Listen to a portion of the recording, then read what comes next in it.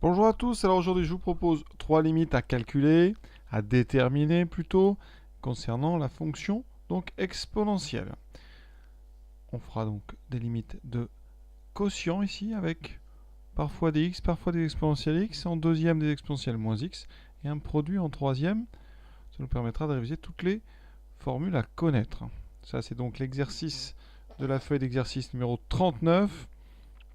J'ai mis le lien en PDF pour ceux qui veulent faire les autres. Il y a les liens ici pour les corriger vidéo à chaque fois. Donc on est parti.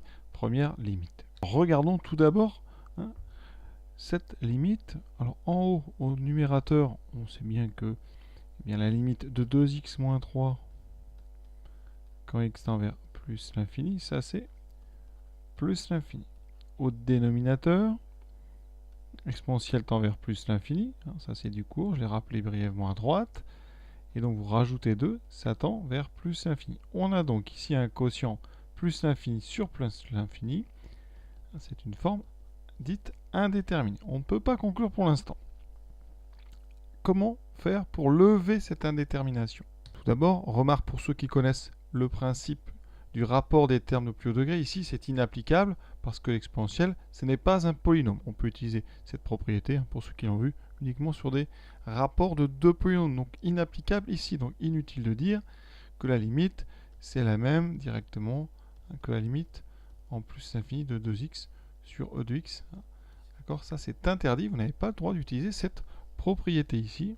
Elle est applicable pour les fonctions rationnelles. Donc, comment faire? Eh bien, quand vous avez comme ça en haut et en bas une limite plus l'infini, on va factoriser par ce qui nous paraît le plus fort en haut et par ce qui nous paraît le plus fort en bas.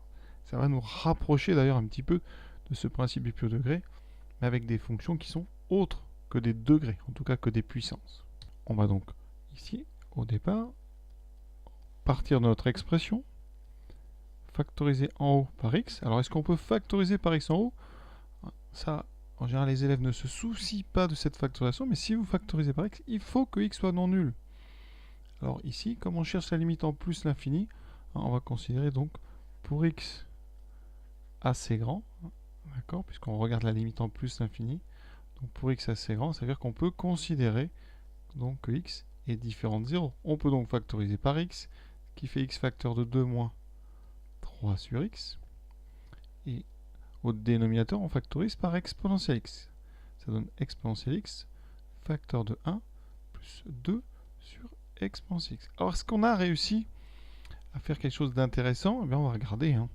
Déjà, devant les deux parenthèses, vous avez x sur e de x. Ça, c'est une des formules du cours, mais inversée.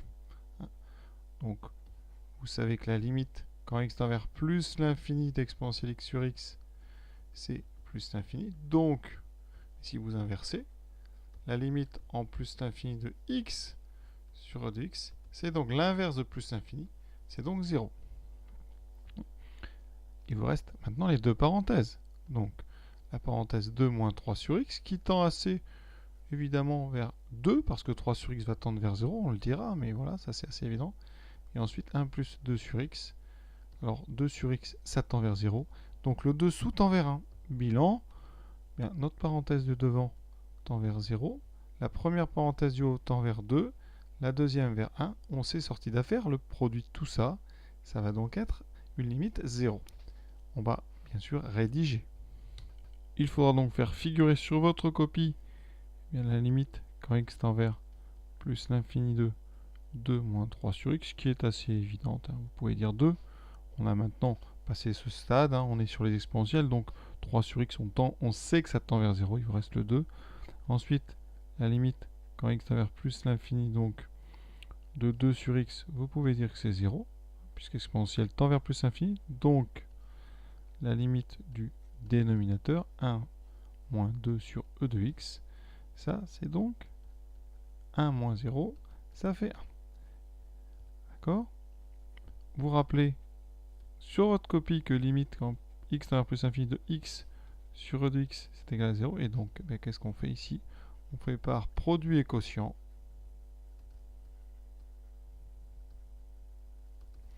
Bien, la limite donc de tout ça, x sur e de x fois 2 moins 3 sur x fois 1 moins 2 sur exponentielle x.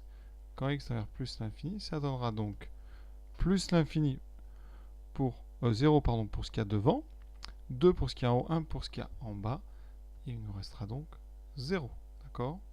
On a donc répondu la limite quand x tend vers plus l'infini de 2x moins 3 sur e de x plus 2. C'est donc 0.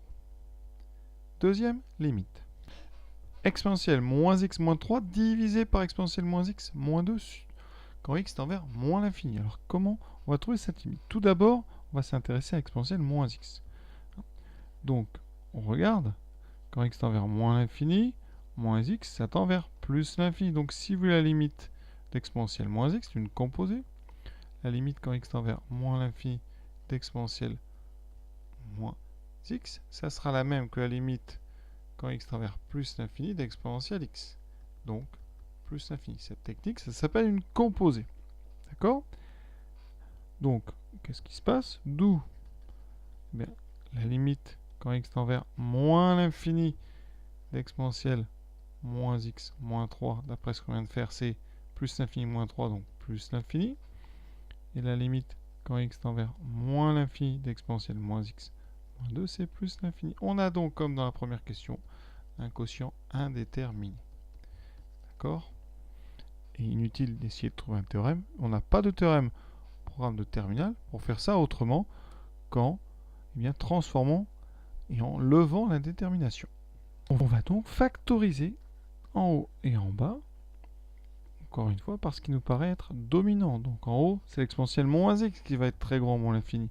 C'est quelque chose de non nul. On sait que quel que soit x, un exponentiel, c'est non nul. Je peux donc factoriser sans problème par exponentielle moins x en haut et en bas. Donc en haut, ça fera 1 moins 3 divisé par exponentielle moins x. Et en bas, donc 1 moins 2 sur exponentielle moins x. Intéressant, c'est que les deux exponentielles de devant vont s'annuler entre eux, se simplifier. Il me reste donc 1 moins 3 sur e de moins x divisé par 1 moins 2 sur e de moins x. Alors là, les limites, c'est assez facile. On a dit que la limite quand x tend vers moins l'infini de e moins x, c'était donc la limite d'exponentielle en plus infini. Donc, plus infini, ça veut dire qu'ici, quand vous l'inversez, la limite de 3 sur e moins x, c'est donc l'inverse de plus infini, c'est 0. Et de même, la limite quand x tend vers moins l'infini de 2 sur e moins x, c'est 0 aussi. Et on en conclut donc, eh bien, la limite en haut c'est 1, la limite en bas c'est 1. Donc, la limite quand x tend vers moins l'infini de 1 moins 3 sur e de moins x divisé par 1 moins 2 sur e de moins x, c'est 1. Ça, voilà. Alors, il y a d'autres façons de faire quand même. Et une façon que je trouve assez intéressante pour la signal ici, c'est de transformer e moins x en son inverse. Enfin, c'est-à-dire d'utiliser le fait que 1 sur e de moins x, c'est e de x. Ça, c'est très intéressant. C'est une propriété du cours déterminante, hein, c'est vrai, quel que soit x appartenant à R. Et on peut s'en servir à plusieurs endroits. Alors, un endroit où on peut s'en servir pour raccourcir un petit peu la conclusion, ça pourrait être ici. Hein. Ici, on a 3 sur e de moins x, donc ça fait 1 moins 3 e de x. Et en bas, ça fait 1 moins 2 e de x. Vous voyez, l'avantage, c'est qu'exponentielle de x en moins l'infini, ça tend vers 0. La limite quand x tend vers moins l'infini de e de x, c'est 0. Donc en haut, ça tend vers 1 moins 3 fois 0, et en bas, vers 1 moins 2 fois 0. Donc ça tend vers 1. Vous voyez, on peut l'utiliser à cet endroit. On peut aussi l'utiliser dès le début du texte. Et ça, dans un sujet, ça pourrait être indiqué. On peut vous aider. Je ne sais pas si vous pouvez à chaque fois trouver ce genre d'astuce tout seul, mais au bac, par exemple, vous auriez un petit indice. Donc, je vais remplacer exponentielle moins x par 1 sur e de x. D'accord? Donc, ça fait 1 sur 2x moins 3 sur 1 sur e de x moins 2. Pour l'instant, on n'a rien levé comme indétermination. On va mettre au même dénominateur en haut et en bas. Ça donne 1 moins 3e de x sur e de x, divisé par 1 moins 2e de x sur e de x. On a beaucoup de fractions, on va donc simplifier un petit peu tout ça. On aura donc la fraction du haut, multipliée par l'inverse de la fraction du bas, e de x sur 1 moins 2 e de x. On voit bien une simplification en haut et en bas par e de x. Il me reste 1 moins 3 e de x sur 1 moins 2 e de x. On a déjà rencontré ça. D'accord. Exponentielle tend vers 0. On est en moins l'infini. Donc lui aussi. Donc en haut, eh bien ça tend vers 1. En bas, ça tend vers 1. Donc la limite, si on est en moins l'infini, toujours.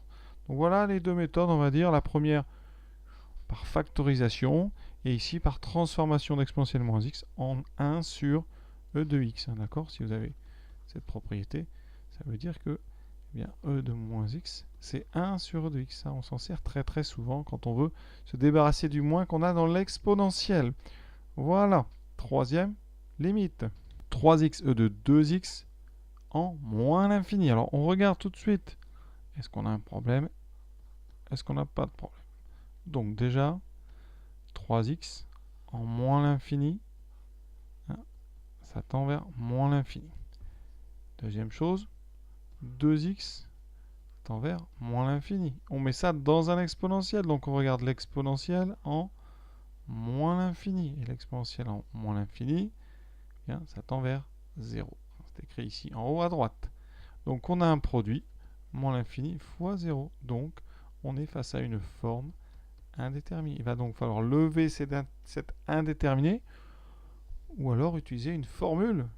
Alors une des deux qu'on appelle les croissances comparées. Je n'ai pas cité le nom tout à l'heure, mais la limite quand x tend vers plus l'infini e de x sur x, quand vous dites que c'est plus l'infini, vous utilisez ce qu'on appelle une croissance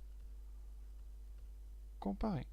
D'accord. Et la même en moins l'infini, on compare la croissance de x et de x, et on sait que ça donnera 0. Donc ça, c'est ce qu'on appelle les théorèmes de croissance comparée. Alors comment s'en servir? Alors le souci, pour utiliser ce qu'on a, il faudrait se débarrasser du 2 ici, qui est dans l'exponentiel. Alors il y a deux méthodes. Première méthode, l'exponentielle 2x, vous savez que c'est exponentielle de x au carré. D'accord. C'est-à-dire exponentielle de x fois exponentielle de x. Là, qu'est-ce qu'on remarque? On a un facteur ici, x e de x, qui est intéressant parce que d'après le cours, qui est encore ici, ça en moins l'infini, ça tend vers 0. Deuxième chose, l'exponentielle ici, en moins l'infini, on sait aussi que c'est 0. Donc on a un produit 0 fois 0, eh bien, la limite, ça sera donc 0. Le 3, lui, ne va rien changer. Donc vous voyez, cette méthode permet de conclure. On a en fait levé l'indétermination en regroupant x et e de x et en donnant la limite, parce que la forme indéterminée, en fait, elle était ici, d'accord?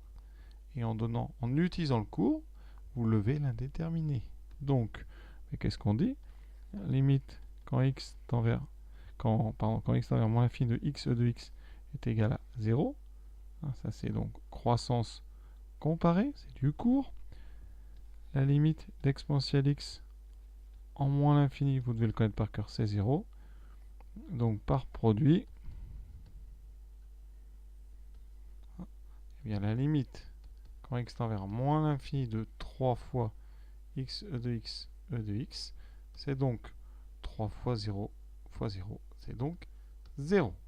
Voilà la première méthode. Deuxième méthode. On sait que la limite quand x tend vers moins l'infini de x e de x, c'est 0. D'accord?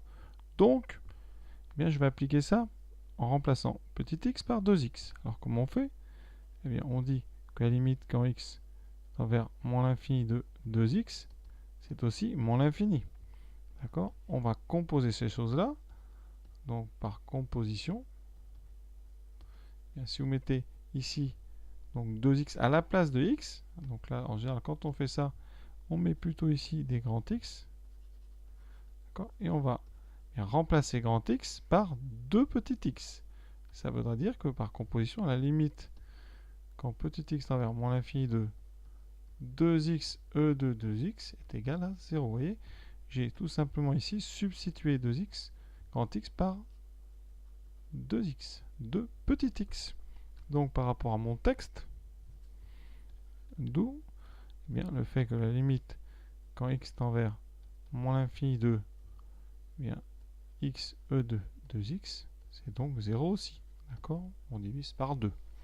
Voilà. Et dans notre texte, nous, on a un 3. Et donc, d'où eh bien, la limite, quand x tend vers moins l'infini de 3x, e de 2x, elle est égale aussi à 0. Donc voilà une jolie méthode, hein, par composition, pour utiliser le court mais appliqué en un autre x, hein, mais qui tend quand même, un 2x, qui tend quand même vers moins l'infini. Ce qui est important quand vous faites ça, c'est que la limite là, hein, vraiment ici, eh bien, il va falloir la retrouver, sinon vous allez avoir un petit problème. Donc voilà une jolie méthode. Voilà, cette vidéo est terminée. J'espère que ça vous a plu. À très bientôt.